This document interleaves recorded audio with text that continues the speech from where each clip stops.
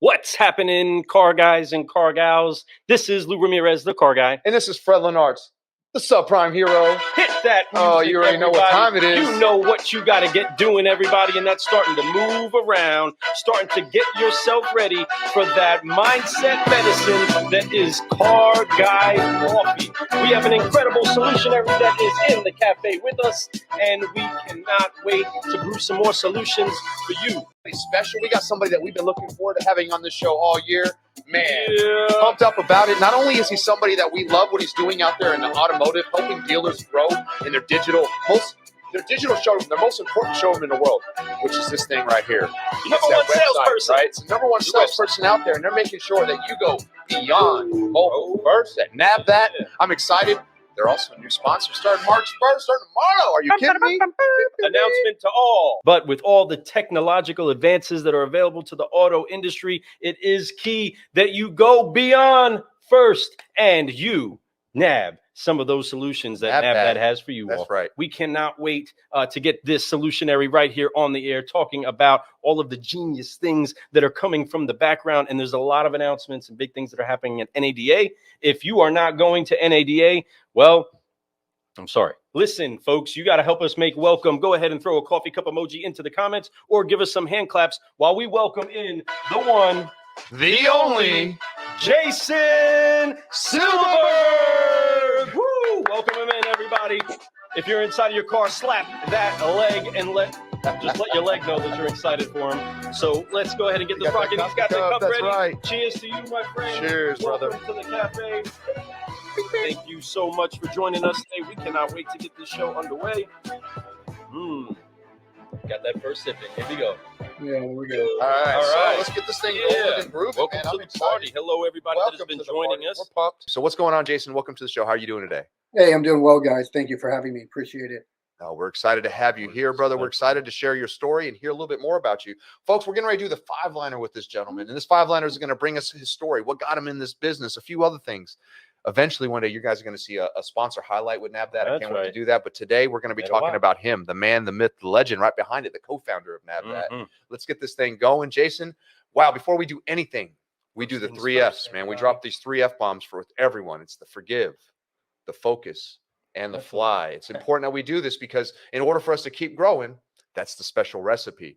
When we forgive everything that's happened in the past, the weight of unforgiveness, the things that people have done wrong to us, and the things that we've messed up on, when we let that go and we understand that we have no control over the past, just what we do from this point over, man, you can start to focus. And when you're focused, it's so easy to fly and just keep growing, right? So we're excited to do this with you. Let's get it going. This is part of the solutionary secret handshake. Okay, I'm ready. On 3, everybody, car guys and car gals, and those listening on the podcast, if you're driving, put one hand on it. Here we go. 1, 2, 3. Forgive. Focus. Fly. And keep growing. Keep growing. Yes. There we go. Now we are ready to get this show rocking and rolling. We are there. I'm excited. He's part of the club. Time to brew some solutions and get you with this five-liner, man. No, seriously. We're excited to have you here, brother. This is very special to me. This first question we're going to hit you with, it's an important question. It's the thing that we all should be worried about, thinking about right in front of us, our why. What drives you every single day to wake up and say, you know what, I'm going to go out and grind, make my company the greatest company that I could possibly make it, and be the best version of myself? What is that?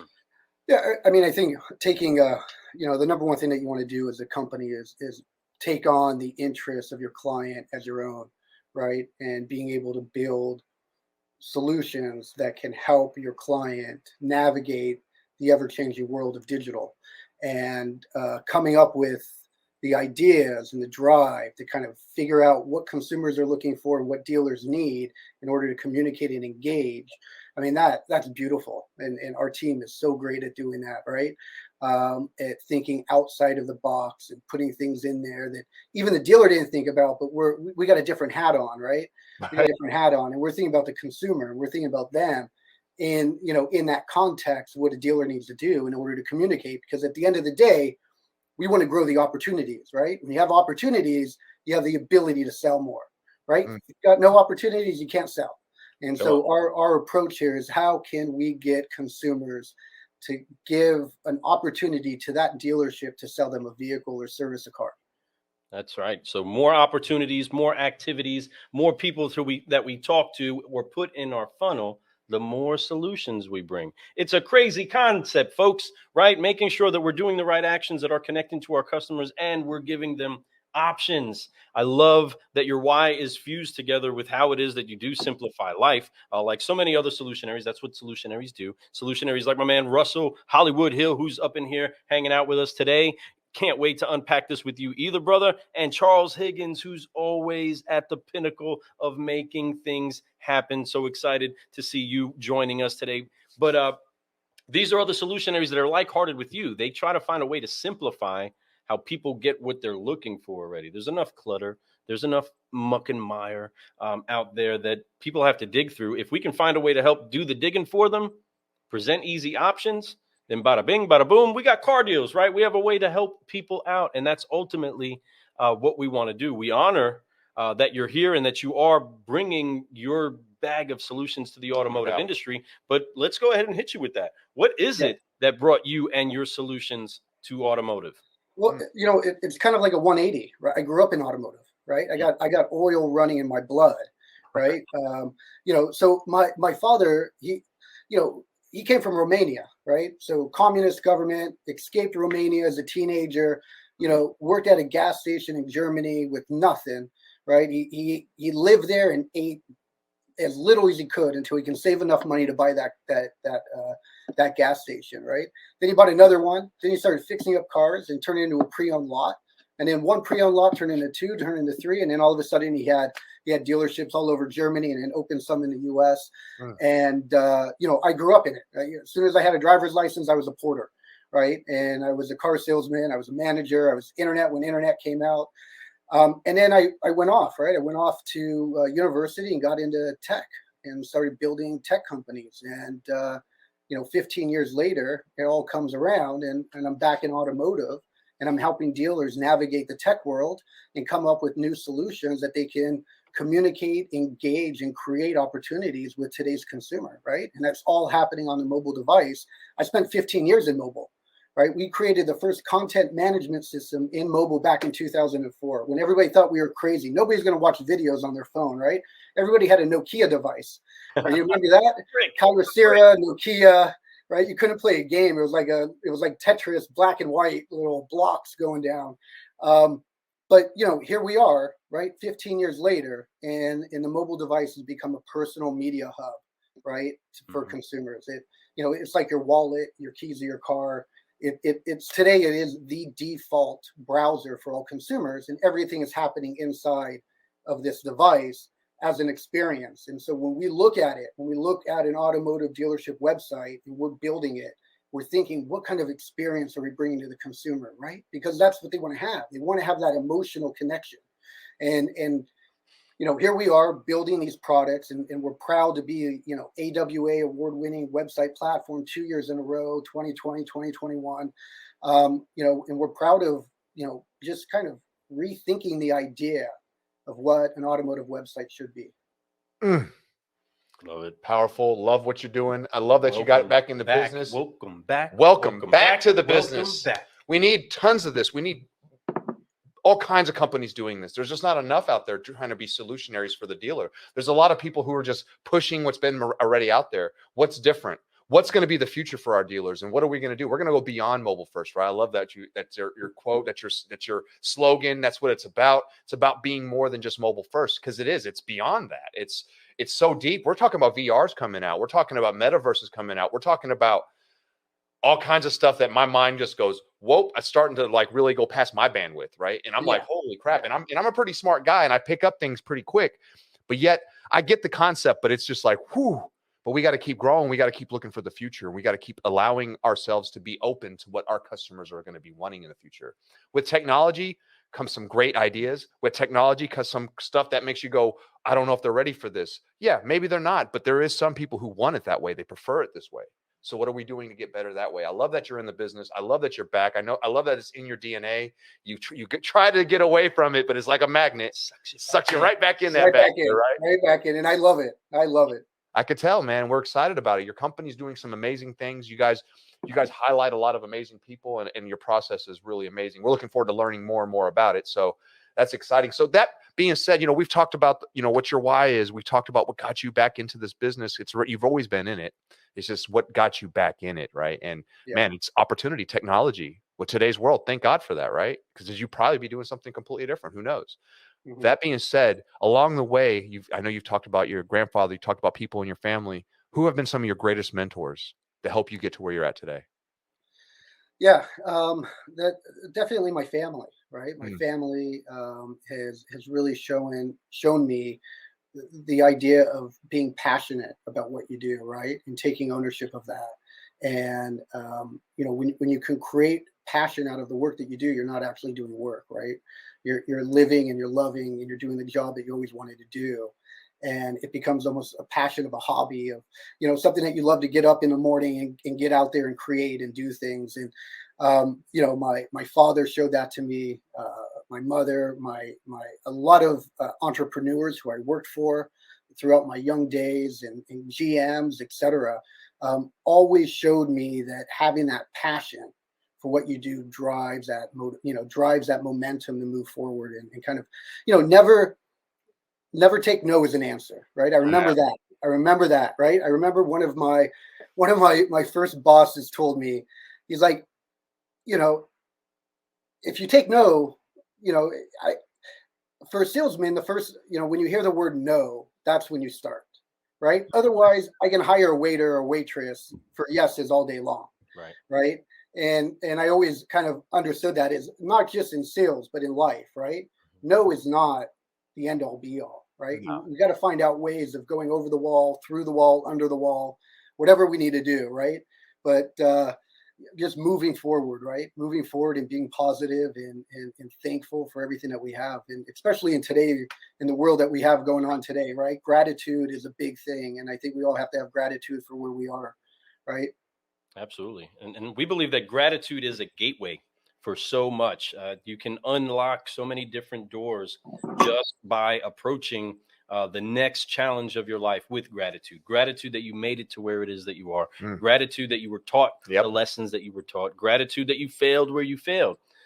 Grateful also for those mentors in your life and those that kind of help to guide and also kind of cut on you a little bit, right? That tell you, hey, that's not quite it, or hey, you're that's really good right there, and you should probably do some more of that, right? Making sure that we do have those I would almost say bumpers inside of our life to make sure that we never go outside of those gates of gratitude, because when we do find ourselves in a place where we're not thankful for where it is that we are and what we have now, we can't find a way to cultivate more things that are like that fruit, right? If I focus on what it is that I'm grateful for, I tend to find out, well, man, I end up having more of that.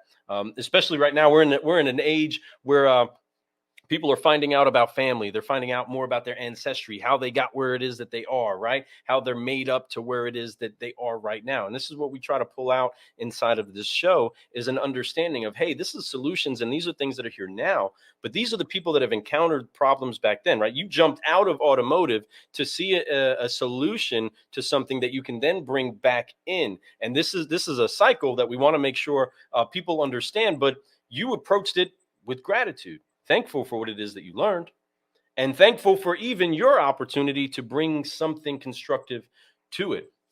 Now, inside of that, we run into so many different scenarios, and on all of the five liners, just about, you've heard, and different people have explained where it is that they've kind of took some hits on the chin, some slugs in the gut, right? A couple of those fall on your face moments of life. But what would you say up to now, getting to where it is that you are, has been the hardest lesson that you've had to learn coming back into automotive? Well, I think the humility of it all, right? The humility of going into an industry where you know nobody anymore, right?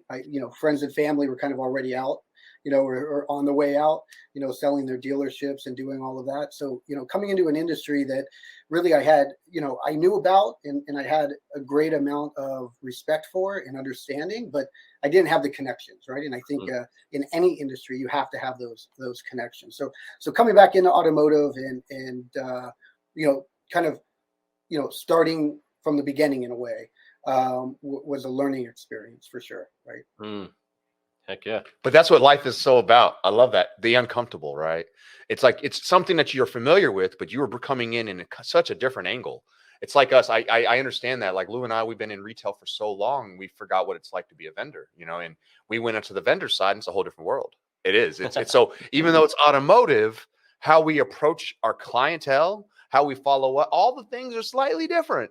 You know, even the way that, you know, the way that the dealers are, you know, you have to understand they're not like in a situation in most cases where they're like, okay, right now, let's do this. A lot of times they have to sit down. Some of them have to sit down with the board. Some of them have to sit down with the general manager. Some of them have to sit down with their wife. It just depends on the size of the store, what their code of conduct is, or I guess chain of command is, not code of conduct.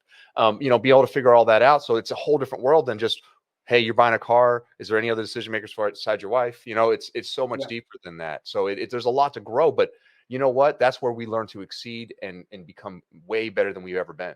Where we learn and we bring value to something that's amazing, like this automotive industry, by doing what you've done, bringing this technology, these ideas that are, though they're made for automotive, if it wasn't for the fact that you had the experience outside of automotive, you may not have these set of eyes to look at it the way you look at it now. And that's great. And we're very fortunate for that. And I think we're going to see more and more of that in the future because of people like you who've done it, who even though you're automotive in the past, you were not automotive for a while. You come back to automotive. You know, So it's familiar, it's different, but you're showing different things too. Which and I have to add that, you know, the team that we have here is incredible, right? I mean, everybody. Our COO, you know, studies psychology. You know, we have psychological elements that are put into our sites, right? Because everything is this idea of, you know, there is this experience that you're trying to create for consumers, so you have to have it. So our entire team, from our programmers to our designers to the co-founders, you know, everybody collectively is the reason why we are where we are, right? And why we're doing what we're doing. Teamwork makes the dream work, you know, but leadership is where it's all where it leads the ship, right?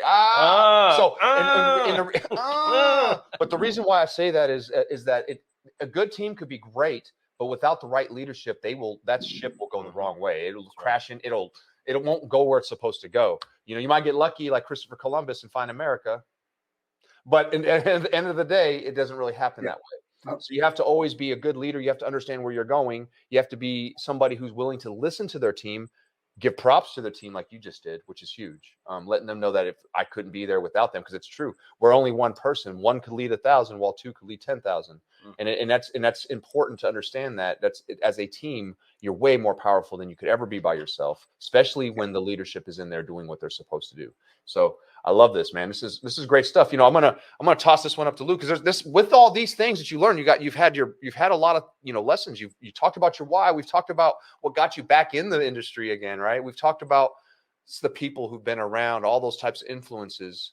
Man, with all this stuff, I know you've ran into some stuff. So Lou, whoa, right? So what?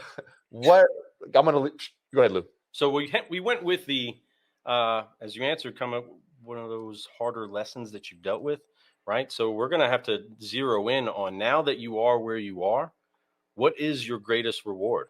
Yeah, that is definitely, you know, the reward here is to be able to build something that you're proud of, right? To be able to build and create not only a product that can solve a problem for our dealers, but to be able to create job security for our employees and our, you know, and the people who work for us, to be able to create opportunities for people to grow. You know, being able to create the culture, etc., of everything that we've been able to do has been wonderful, right? And that is, again, a great reward, like my man Brad Pascal says over here. Lou Ramirez, always nab that last cookie, right? Thanks, Brad. It is a great reward. I appreciate that. And I do, daggone it, I love some chocolate chip cookies. But seriously, though, they're understanding what it is that is actually that cookie, that reward, being able to fixate on that. And that is also a point of gratitude for you, right? Being able to be there, sit there, know this is what I'm working for. This is the victory that I have here. And then leaning backward, I love how you brought your team into it, because and we can't wait. We can't wait till we're hiring a whole bunch of solutionaries that are hanging out with us and that are helping achieve their dreams. And we're going to that level. But when you get a team together, unified to accomplish a mission, that victory is so much more savory, right? That reward is now shared amongst everybody. We like to consistently have what we call great news meetings, right? Where we're taking the great news that everybody brings to the table. That's what I love potlucks, right? Everybody brings a dish that they like and they savor and Amen. they enjoy and they're good at cooking, right? Don't bring something to the potluck that you suck at cooking, right? Bring something that's good or that you're good at cooking, even if it's, simple, right? But with that, everybody bringing in their share gives more people to be more grateful about each other's bringing to the table, each other's collaboration, each other's contribution. Yep. And that makes the reward so much bigger, right? It's like, I feel like the larger the trophy, the more people that can hold that trophy together, that's a true glory moment, right? That's victory. And we honor that you honor them, and I'm sure that they honor you. Hopefully they're part of the team that we get to meet when we get out there to Vegas with them. How much of your team's going to be out there with you? There'll be a few of us out there, so we're looking forward to it. Heck yeah.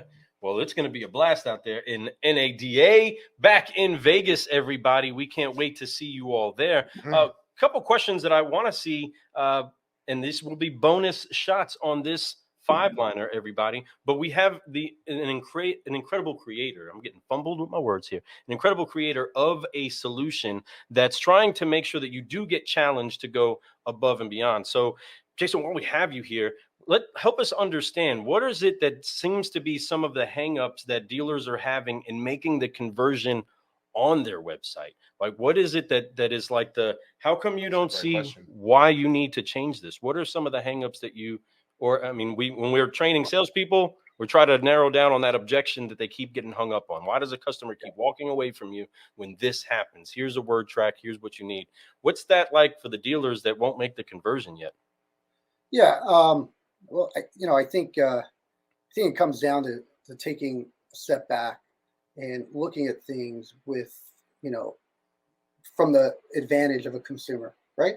Mm-hmm. So as a dealer, you're looking at your website every single day, right? Multiple times a day. And you're looking at it on your desk on a 42-inch monitor, who knows what, right? Mm-hmm. And you're totally not the end user, right? The end user is a consumer who comes into an automotive website once every 2 years, right? For new car sales, right? Comes in once every 6 months, maybe for service, right? So you need to look at it from the end user perspective. And if you're looking at it from a dealer perspective, you might want this, you might want that, you might want to add, might want to delete. But if you're not going to take a step back and look at it from a consumer perspective, then you're going to miss the boat. Right, you're going to miss it completely. Boom. Right. And that's where we're getting it's like the pressure got put on to the industry, right? To start really just taking off the veil, stop operating in secret, right? Stop operating this way, because the customer is going to find what they're looking for. And no matter what the scale. Go ahead. Yeah, no. I was just going to just say that, when they look at it and they look at it from a consumer perspective, they need to look at it from a physical interaction, right? So, think about it this way. A great analogy would be that somebody drives to the car dealership and starts walking the lot and nobody is around to talk to them, right? Nobody. They just walk the lot. They have no clue about anything. They have no clue about a 0% APR special. They know no clue about a 0 down lease offer. They know nothing, right? It's the same thing when they walk into your digitally, when they walk into your website, right? Mm-hmm. Are you there to verbalize and to communicate with them and tell them what you have to offer, right? And there's so many ways of doing it. And I think that's one of the ideas that we've always had in accompanied into our ideas, was giving the dealership the ability to verbalize and to communicate with the customer in a digital fashion. And it's worked out. I mean, our numbers are off the roof. Our opportunities that we create, the engagement level that we create for our dealerships, our dealers are our champions, right? And when you can have champions like that with dealerships who've been around for 18 years and have used every vendor on the block, and they come to us and like, you guys just think differently, right? Then we know we're doing something right. That's awesome. And inside of that, there's so many lotions and potions out there, right? Of everybody that has a different solution for a problem. But we are convinced that hard work is really the only way that we're going to see the true results that we want inside of our life. But being able to take the tools that simplify that hard work that we're doing. And I believe that in many case scenarios, the hardest work that we're doing is trying to understand the language that the customer likes to communicate in, right? What language are they speaking that gets them what they want? Yeah, and jumping off of that idea of simplification, right? And simplifying things. I mean, look at Google, right? I mean, Google's been around for what, 1998 they came out with a bar, and all you do is you type something in and it gives you the results. Nothing's changed, right? They didn't add news feed in there. They didn't add anything. It's a bar, right? That gives you the information that you're looking for in a simple way, right? Mm. Right there. Absolutely. Let me see. We got comment here from Charles Higgins. How consumers interact with your website is different from how you think they do. And again, 100% correct. The customer that doesn't see this every day, right? Just to echo what you were on or saying earlier, the customer that doesn't see this every day, is just now dealing with it. They're just now dealing with this. And if we can remove the muck, figure out what it is that they actually need to do, and give them those options. I think what has often been the case with the all-you-can-eat buffet in the industry, right, is that there's so many options. There's so much out there. We would expect that the customer would be able to streamline and navigate through our mess on our website to get what they're looking for, where instead it kind of needs to be put on the tee. It completely needs to be pitched to them, what it is that's coming out there on the board for them. Yeah, and at the end of the day, though, it is mathematical, right? It is kind of a formula, and you can look at it from different formulas that are out there for Internet of Things, right? 101. Look at like clicks, right? We know that for every click, you lose a percentage of traffic, right? We can debate how much traffic you lose, but we all can agree that you do lose traffic. So why not think of the idea of minimizing the number of clicks that it takes people to move or get to where they're looking for? Right? That would increase opportunity, right? Looking at other ways of like lead forms and how lead forms interact with the consumer. There's a high rate of abandonment rate if you look at the data, right? So how can you decrease the abandonment rate to increase your opportunities, right? So there is definitely a lot of formulas, right? Above the fold, below the fold, right? The way you lay out content, the way you allow consumers to interact with it, all has an impact at the end of the day on creating opportunities. That's right. And creating a consistent experience, right? That's the only way that you're going to be able to find out what is it that the customer actually does like or doesn't like, and putting those best practices to work. Again, so much information. Car guys, car gals, those of you that are listening on the podcast, or those of you that are watching now live or on the replay, understand you have an incredible mind right here that is brewing solutions for the auto industry. There's a lot of big things that are coming at NADA. Do you want to give them a little bit of an aroma of what's brewing at NADA that they're going to be sipping on or getting the chance to partake in? Yeah, we'll be having our 2.0 platform coming out, our 2.0 automotive platform built on really the best technology that is out there today. And it is built from the ground up, right? It is probably the most sophisticated automotive website platform that has been built since dealer.com did it back in the 90s, right? No WordPress. This is all Angular and single page application. This is all big boy tech, right? Things that like Apple.com uses. If you go to Apple.com, if you go to Facebook, you go to PayPal, Airbnb, right? $1 million tech. Yeah. So, why not? Why not have $1 million, businesses like dealerships have $1 million tech at their fingertips? Mm-hmm.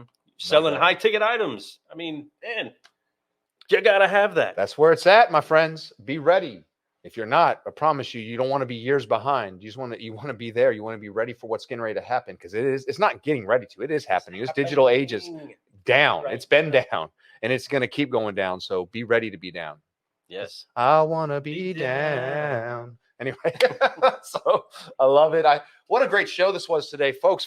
If you guys want to get a hold of Jason, what's the best way? Just email you, call you. How do you prefer?